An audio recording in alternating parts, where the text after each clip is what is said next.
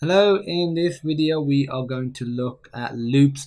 Loops essentially are a method, or not a method, a piece of functionality within Python and many other programming languages that allow you to essentially iterate over code again and again and again and again.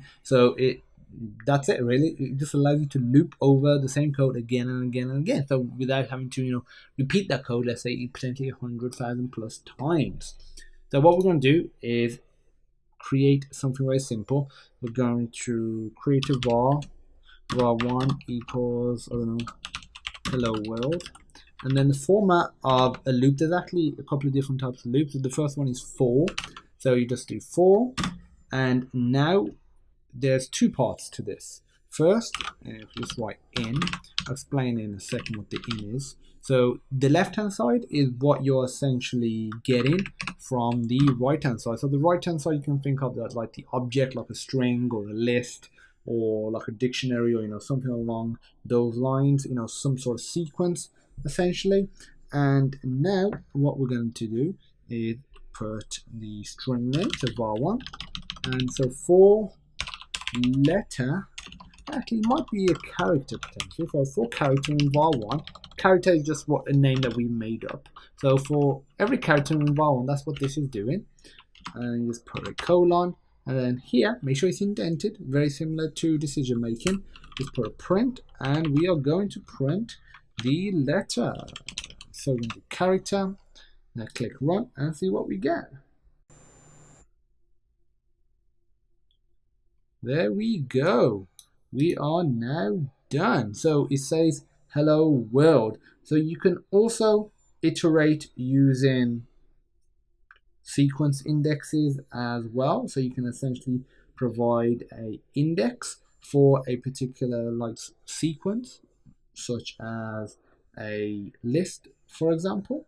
And you can do that as you normally would in many other languages. So the next loop we're going to look at is the while loop. So the while is sort of similar to the for loop, and the while loop is essentially saying while something is true, then do this bit of code. So if we do while, so while, so just you can enclose this in brackets as well. I don't recommend closing in brackets.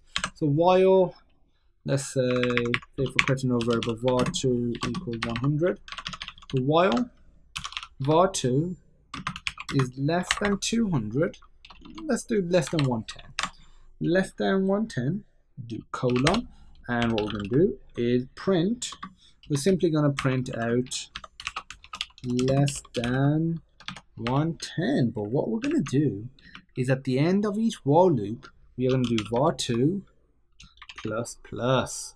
So this will actually increment our, now let's do this operator, the one we've already learned about. So we are going to increment it by 1 at the end of each loop.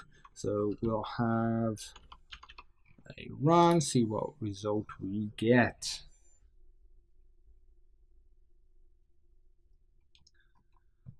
Okay, we got a problem, definitely line 6.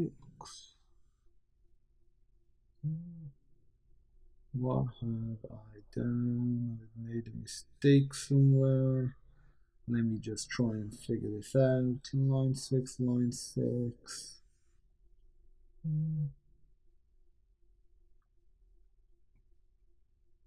I think it's this. You can't actually have brackets. I think that's just my bad. Okay, there we go. Hello world, and then less than 110, 110, and then eventually stops because it gets to above 110. And as the next task here, you can print off the value of var2 at the end, and maybe inside the while as well. So another thing that you can do is attach a else statement. So essentially, when this isn't true, we could print off something else. So we could say print not less than 110. So if we run it, see what we get.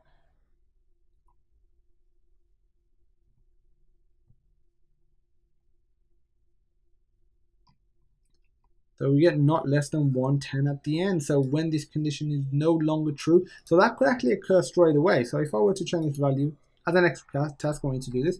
We'll change this value to 120. Then this isn't true, from the start. So the else will get called. So that's it for loops. You'll be using loops all over the place. You'll be using them everywhere. You can also nest loops. So within like a for loop, you could do another for loop, or you could do another while loop. You can nest like quite a lot of things. Like with decision making, you could nest if statements inside if statements, and if inside an else if, etc., etc. As long as they're properly indented, you could nest an if statement within a loop. You could nest a loop inside of an if statement, and so forth and so forth. And this is just the wonderful world of loops. Thanks for watching, and I look forward to seeing you in the next loopy video.